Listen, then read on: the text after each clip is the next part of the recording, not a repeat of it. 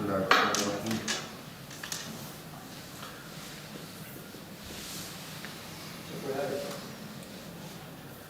نحمده ونصلي على رسوله الكريم أما بعد فأعوذ بالله من الشيطان الرجيم بسم الله الرحمن الرحيم إن الله وملائكته يصلون على النبي يا أيها الذين آمنوا صلوا عليه وسلموا تسليما اللهم صل على سيدنا ومولانا محمد وعلى آل سيدنا ومولانا محمد وأصحاب سيدنا ومولانا محمد وبارك وسلم صلاة وسلام عليك يا سيدي يا رسول الله وعلى آلك وأصحابك يا سيدي يا حبيب الله الصلاة والسلام عليك يا سيدي يا رحمة للعالمين وعلى آلك وأصحابك يا سيدي يا شفيع المذنبين.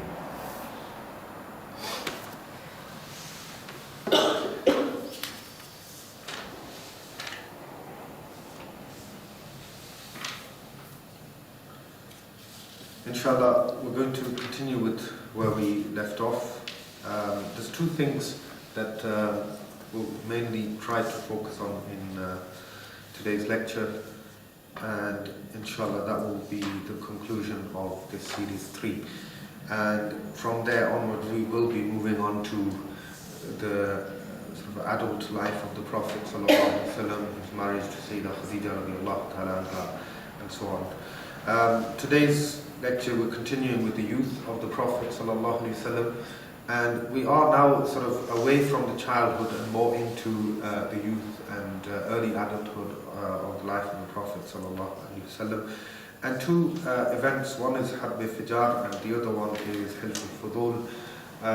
One is a battle in which the Prophet ﷺ participated at that age, and the other one is a covenant that the Prophet ﷺ went into for social reform.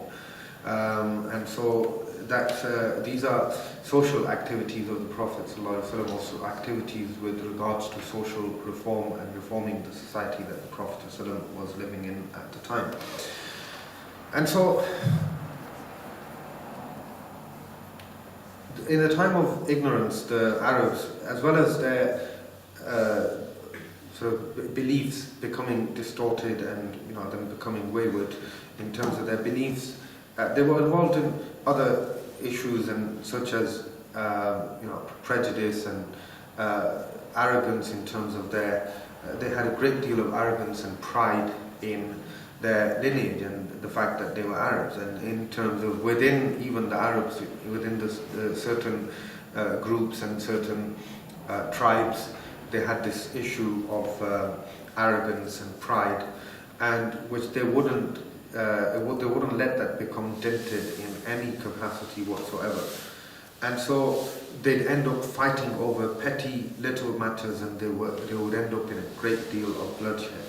And these fights would continue for a long time. Rivers of blood would flow, and they would then they would take pride in killing each other, their brethren, and whoever was more brutal in their killing would be sort of considered noble and honorable. They would write poems in honor of these brave men and so on. And so this is there's one of these battles which is given as an example, because the Prophet ﷺ was with his uncles were participating in this, and the Prophet ﷺ was part of this, and this will give you an insight into some of those battles of that time. There were many battles that took place in that time, and they're known by the same name. And this battle that we're talking about is around between 20 and 25 years prior to the announcement or the first revelation. So at this time the Prophet ﷺ would have been between 15 and 20 years of age. So we're looking at that sort of age at the moment.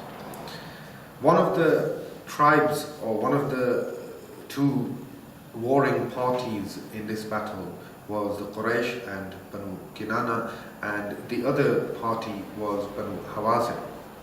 And the reason behind this is mentioned as such, that the king of Hira, Nu'man bin Munzir, every year when the Arabs had their festival at Awqaz, which is very famous, he would send his caravan laden with Mosque and other sort of precious commodities and valuable commodities, and this caravan would come, it would come to the festival and they would sell their things there. People would come from Taif, they would bring ornaments and so on, and other things in particular made out of leather, and they would exchange goods and they would trade and sell, and they would go back in terms with prosperity. This caravan had to travel through many desert-dwelling tribes. They had to go past them. And these were people at that time who would loot and pillage these sort of caravans. And so this king, Nu'man, whenever he sent his caravan, he looked for some reassurance, some amnesty, for someone, one of the Arab tribes, to give him reassurance or to grant him amnesty and take it upon themselves to grant him protection so that his caravan would not be looted. And so this time, when his caravan was ready, he asked his subjects in his court, he said, who's going to grant us amnesty and protection this time? Now, Barab bin Qais Namri, he said that I will grant you amnesty, but only from the tribe of Banu Kinana. Now, what he was saying was that I will guarantee that Banu Kinana will not cause you any harm. But I can't guarantee beyond that. I can only guarantee for that tribe.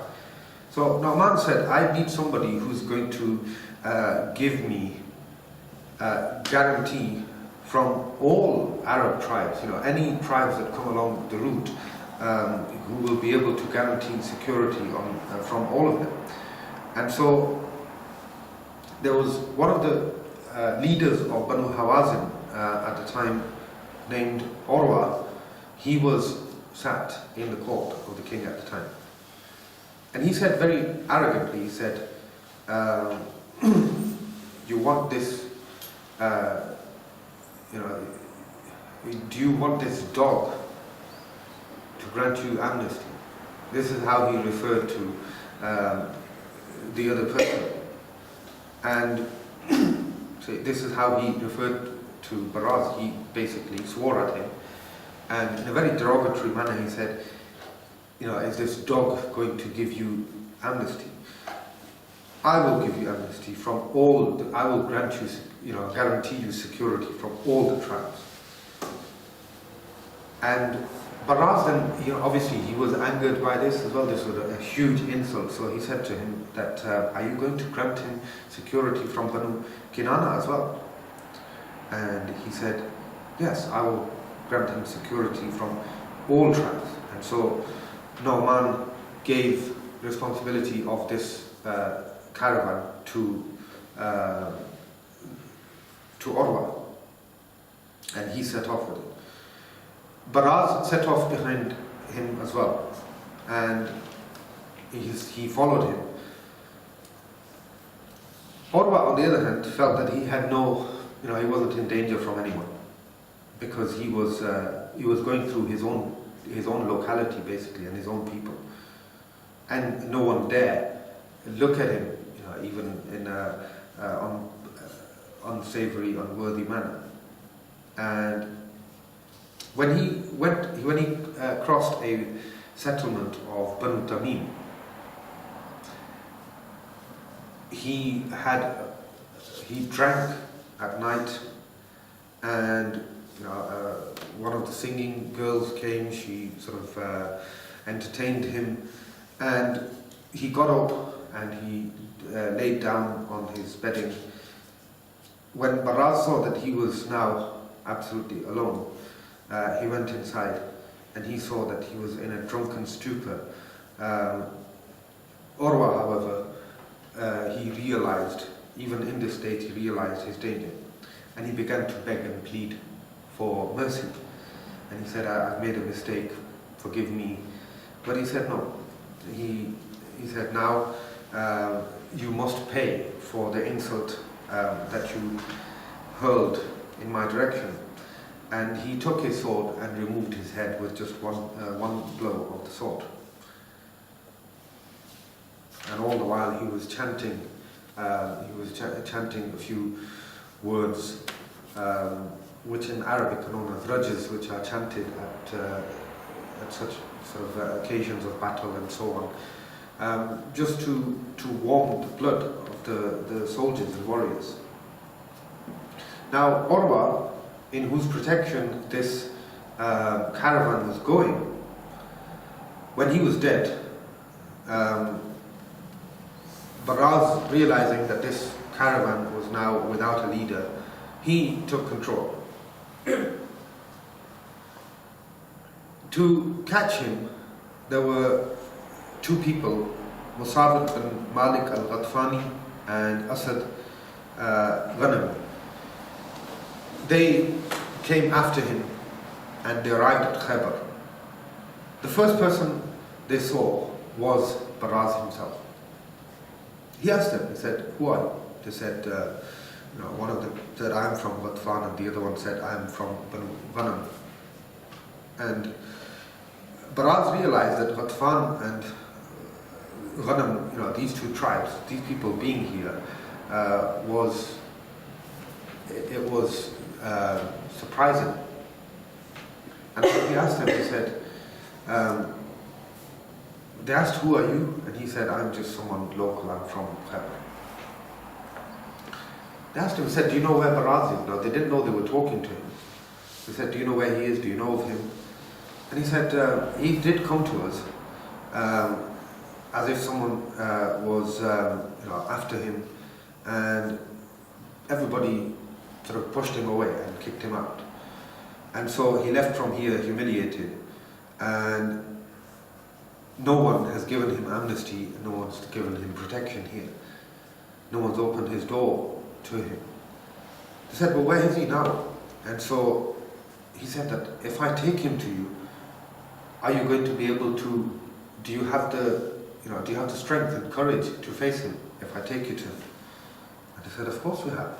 And so he said, "Okay, I want you to get off your camels, leave your camels here, and tie them up here." And he said that, "Which one of both of you is the strongest and most brave? Who's the best with handling a sword?" So the man from Ghatfan, he said, "I am." And so he said, "I want you to come with me. I'll take you to. And your other friend, he can stay here and look after the two camels." Now he led him sort of forward. He was walking, and this person was following him. They went into the settlement of Khaybar, and he went into the ruins of a building. And he said that he's inside here. You wait here. Let me go and see whether he's actually there or not. This was where he was last seen. So he told him to wait there.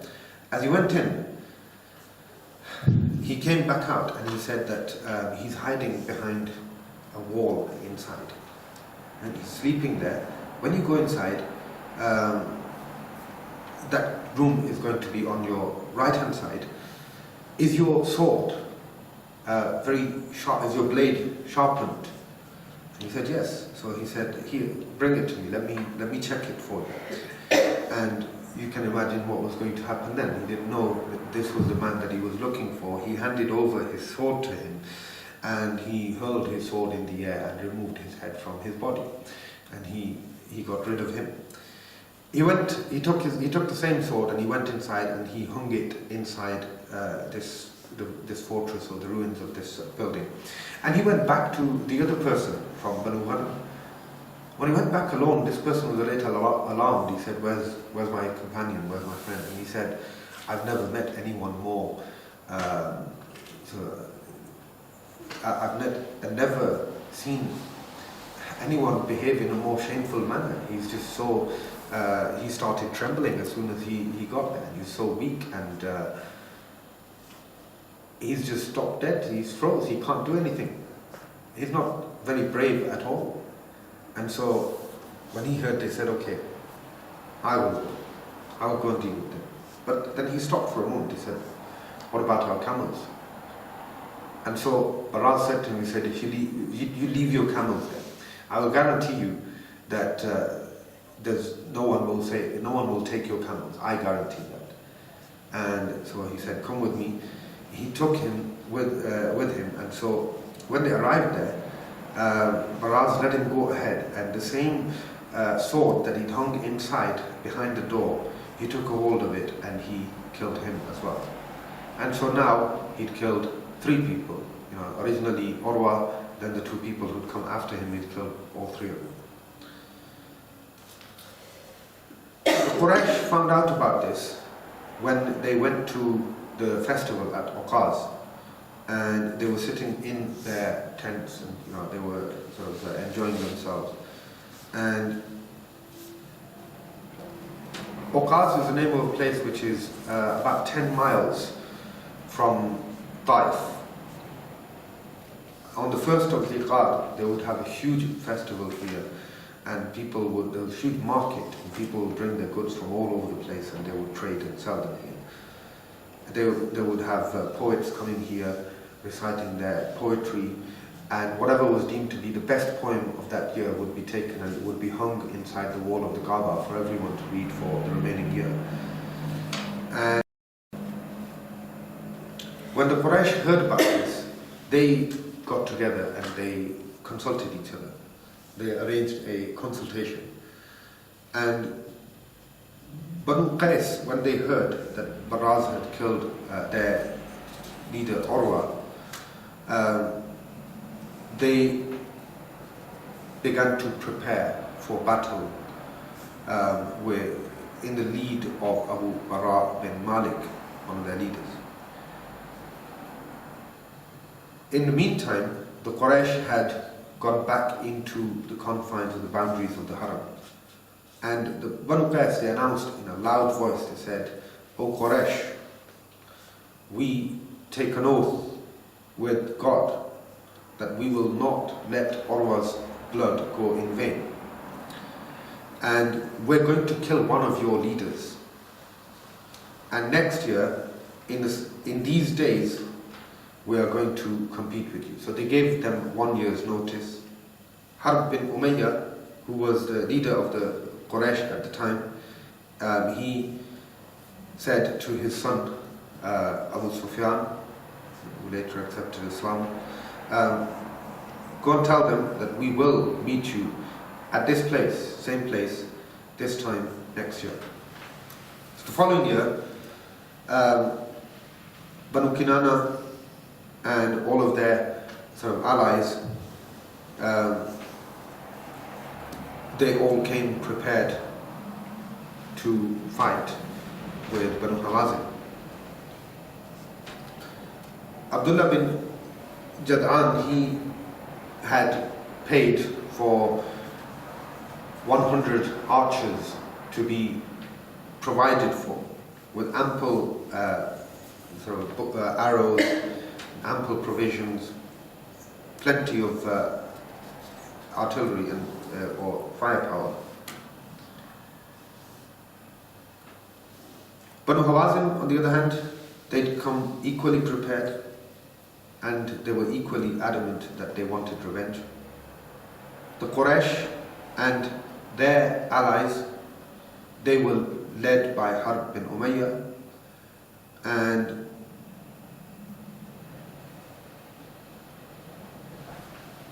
Hawazin was led by Mas'ud bin Ma'tab al-Thaqafi.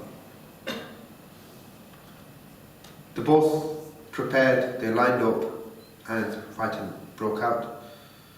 In the first part of the day, Banu Kinana was sort of tending or leading towards victory. But then towards the end of the day, matters turned, and Hawazin began to fight very courageously, and they expended every effort that they had within them, and with arrows and spears they broke the resolve of the other side. But Kinana had to retreat, and the 100 of their men were killed in this battle. There wasn't really any noteworthy fatalities from within the Quraysh. And so in this way,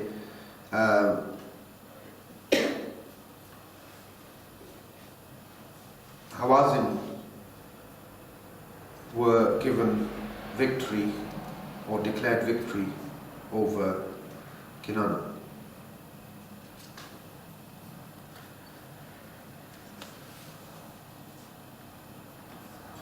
They then met again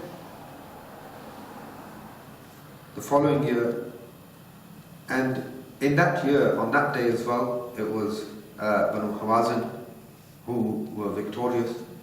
They met again for a third year, and they both lined up in front of each other, the same leaders leading both sides. And again, this time, Abdullah bin Jad'an, he'd offered to fund provisions for 100 soldiers of the cavalry. Quraysh and Kinana, they fought courageously and in such a way that Hawazin was defeated. It was a very clear victory. And it was in this one that the Prophet ﷺ had participated. So the previous two, they'd actually suffered losses, but this one, the third one, in which the Prophet ﷺ participated, they were victorious. And at that time, the Prophet ﷺ was aged between 15 and 20. The Prophet ﷺ didn't actually physically participate in the fighting, but he was with his uncles. He was handing them arrows that they could fire from their bows. The fourth year, the two tribes met again, or these two armies, which were based on various tribes. They both met again, and they set a date for their battle, and they came back.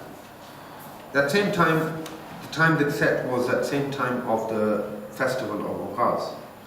They both gathered then, everybody prepared themselves, soldiers were ready with their swords, those with their arrows, some with their spears, and so on. It was the battle was to begin imminently when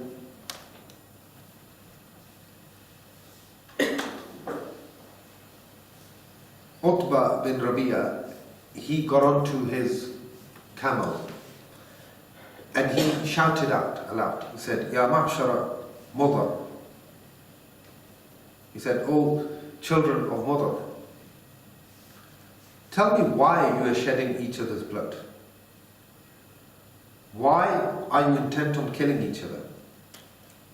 And so someone from Banu Hawazin, he shouted out in response. He said, What are you trying to say? What are you implying? What are you leading us towards? And so Utbah replied, he said, I'm leading you towards reconciliation. And so they asked, they said, how is this going to come about? How are we going to physically see this reconciliation? And so he said that we will pay you the compensation or blood money, whatever was agreed at that time. He said we will, for the murder of one person, whatever the blood money that was agreed or the compensation that was agreed, he said we will pay for each and every one of your men that has been killed so far. And as security that we will pay, we will leave with you our men.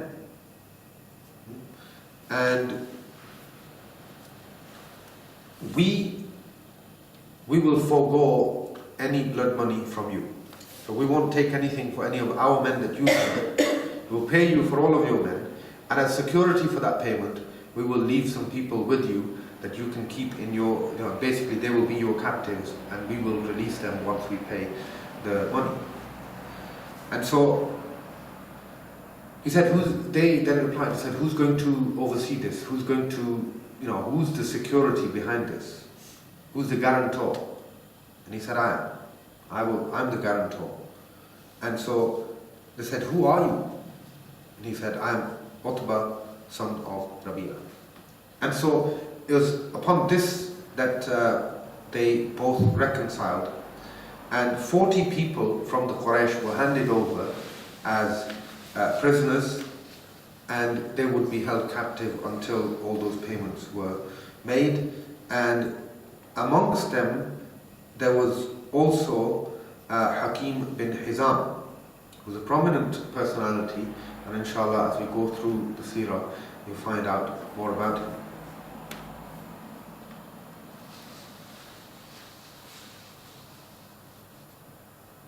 Now, when these 40 people were sent over, they saw the benefits in this reconciliation, and they also they said, we will forego the money and the compensation for our victims as well. And so both of them, after 5 continuous years of bloodshed, this is how it eventually came to an end. And those details are narrated by Hafiz ibn Kathir in his seerah. So that's one of the battles. This is how those battles began. This is how lengthy they were. And quite often when they got to the end of them, they would have forgotten what it actually started over, and hundreds of people will have been killed and bloodshed for no reason. And this is one that the Prophet ﷺ was part of.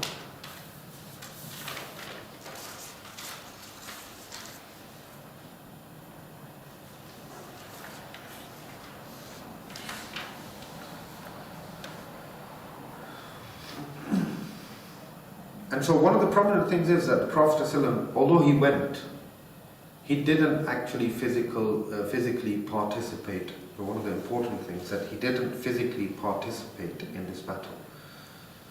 And he was there to accompany his uncles, but he didn't actually physically participate in this battle.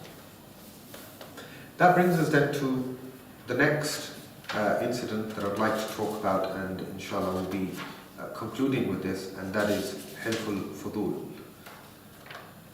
Now, as we've mentioned before, these were difficult times of lawlessness, but there wasn't really any clear law in the Arab lands.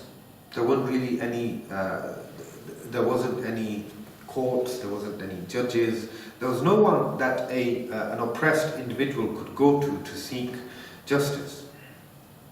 It was all based around tribes and tribal leaders and so on. And so, for example, if one person killed another person from another tribe, then that tribe would not just seek revenge from that one person, but then, as we've already seen, battles would break out between whole tribes.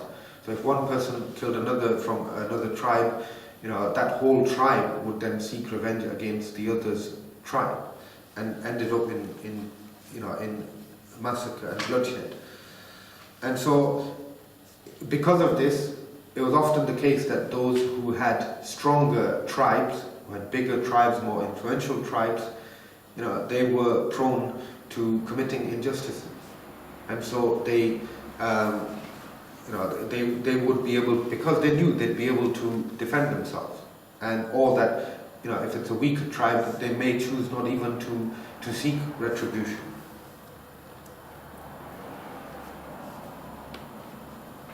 And so, if, for example, anyone attacked any one of them, and then they would join forces with other tribes as well. So if anyone attacked any one of the tribes of the Quraysh, all of them would band together and they would then defend each other as well. It was difficult to then, get to the conclusion of who was actually the aggressor and who was the oppressor and who was being oppressed. This situation was obviously not tolerable by those individuals whom Allah subhanahu wa ta'ala had given sound intellect and a good-natured heart. They didn't like the fact that there was nowhere for anyone to seek justice. But they also didn't want to just stand by and allow this to happen. It's during this time that an incident occurred where a man from Yemen, a merchant, he came, he brought his goods from Yemen, and he went to As bin Wa'il, who was one of the leaders of the Quraysh at the time, and he purchased everything that he had from him, but then refused to make payment. This merchant, who was, he was a traveler, he was out of his own land, he didn't have anyone here, didn't know anyone here. He went to people, who were associated with this As bin Wa'il, and he went to Abd-Dar, the tribe, and Makhzum tribe, and other tribes, Banu Saham, Banu Adi, bin Qab, and so on and so on. And he complained. And he said, look, this person, he's affiliated with you, he's part of your tribe, and he's taken my stock and he's not paying me. But instead of helping him, they shunned him away. They scolded him, shouted at him, and shunned him away. So he, fed up with this, he thought of a plan. Very early in the morning, around sunrise, when the Quraysh were sitting in their gatherings in around the Kaaba in the Haram, he climbed onto Mount Abu Qubais and he stood and shouted at the top of his voice. And he said, "Oh, children of Fahr, listen to the plight of the oppressed, someone whose wealth has been taken in Makkah by force, by oppression. He is a traveler, he is distant, he is far away from his own land, and has no one to help him." He said this in poetry. I'm translating to you what the poem actually was saying. He said that he's still in a state of ihram. His hair is scattered. He's not even done Umrah yet, and yet he's been looted. O leaders of Makkah, listen to my plight. I have been violated in between the Hatim and the Hajar Aswad. Really powerful words. He said, honor and dignity belongs to him who is honorable. The sinful and the corrupt, they have no honor, they have no dignity. So all the Quraysh who was sitting in and around the Kaaba, they heard this. The first person who actually reacted to this was Zubair bin Abdul Muttalib. And he heard this and he could not control himself. He stood up and he announced, he said, "This cannot go unheard any longer." And so he went to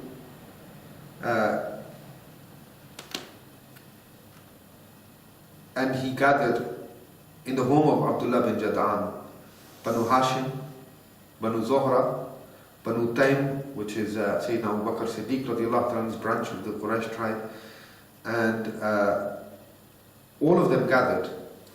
And Abdullah bin Jad'an, he arranged a huge feast for them. And they all stood and took an oath in the name of Allah. They said that we take an oath in the name of Allah that we will stand and we will help any oppressed individual. We will help people retrieve what is rightfully theirs. And we will remain true to this pledge as long as the sea makes wool wet, right? In other words, forever and for always. As long as these mountains remain in their place, we will remain true to this. And we will look after each another in respect of this. This is that covenant that is known as Hilf al-Fudul. The reason for this is, in times before this, Banu Jurham had made a similar pact. And there were 3 men amongst them who had started off this whole movement. Their names were Fadl bin Fudala and Fadl bin Wada'a, Fadl bin Harith. So there were multiple Fadls in there, and so this was named after them as Hilf al-Fudul. One of them is known as Fudail bin Harith, and some have said it's Fadl as well. But the roots are the same in Arabic, and so known as Hilf al-Fudul. Because the purposes of this covenant were the same, this was named after that as well. So these people then went, and they went to Ask bin Wa'il's house. They demanded that he pay the merchant or give back his stock. Now that everybody had come together in force in front of him, he couldn't refuse. And so he, at that time, Hazrat Zubair bin Abdul Muttalib, he expressed his happiness in this way. He said that, again in poetry, he said that this covenant that these people have taken, that no one will be oppressed in the land of the Haram, in the land of Makkah.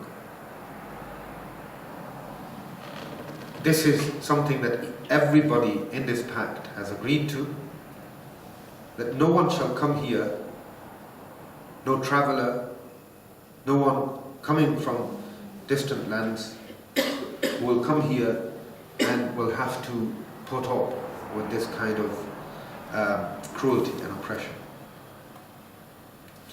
The Prophet ﷺ at this time was 20 years of age. The Prophet ﷺ was a participant of this covenant, and after the announcement of prophethood, the Prophet ﷺ took, even then the Prophet ﷺ honored his involvement in this pact. And the Prophet ﷺ said that I was there in the home of Abdullah bin Jada'an when Hilf al-Fudul was, when this pact was made. And if somebody offered me red camels today, I would still not take back, I would not retract at all. And even during, now, during the period of Islam, if someone invokes me upon this pact, I will honor it. So the Prophet ﷺ would say this even after his prophet. And so from then onwards, those who came into Makkah, they had someone to go to if they were wronged or if they were oppressed.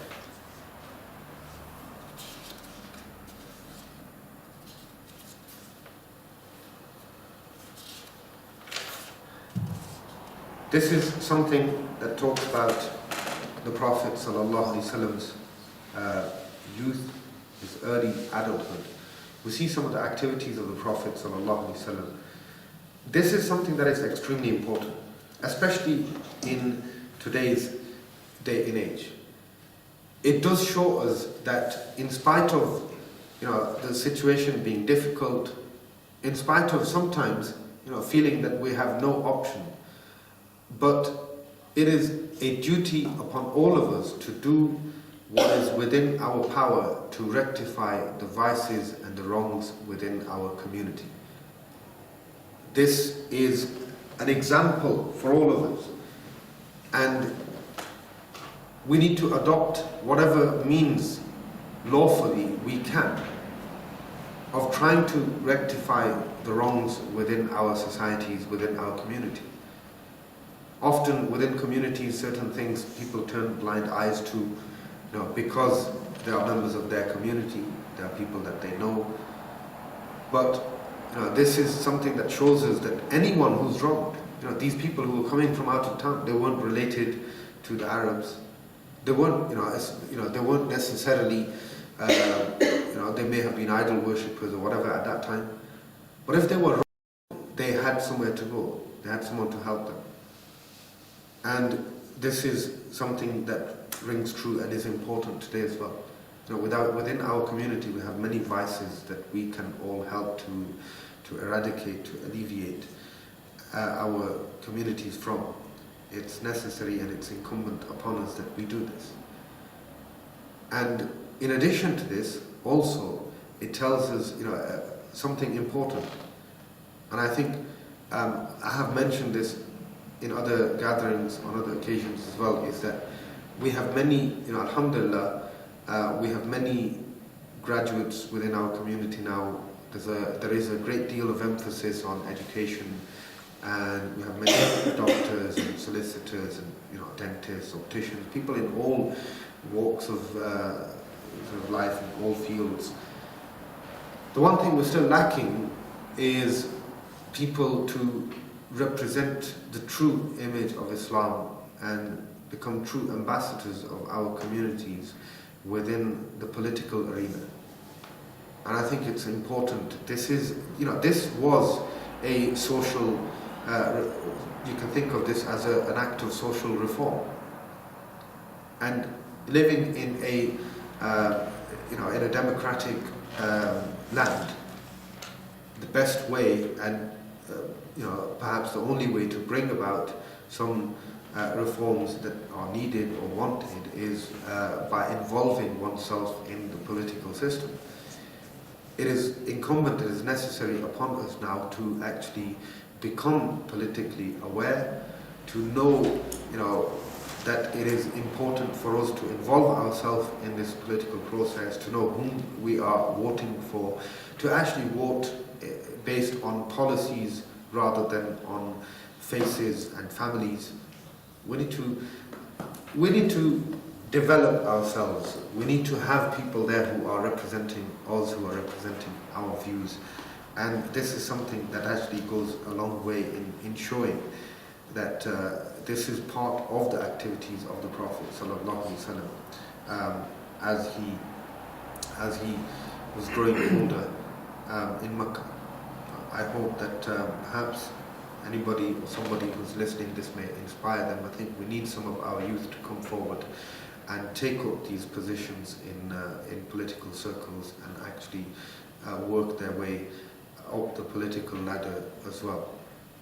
Allah subhanahu wa ta'ala give us the tawfiq and ability to practice the sunnah of the Prophet sallallahu alaihi wasallam, to learn from the life of the Prophet sallallahu alaihi wasallam, and that brings to conclusion this third series of the Seerah. Inshallah, in the next series we will begin by looking at the Prophet sallallahu alaihi wasallam's second journey to Syria, the business trip that was conducted on behalf of Sayyidah Khadijah al-Kubra radiyallahu ta'ala anha, and inshallah that will then lead us towards the marriage of the Prophet sallallahu alaihi wasallam with Sayyidah Khadijah al-Kubra radiyallahu ta'ala anha as well. Assalamu alaikum.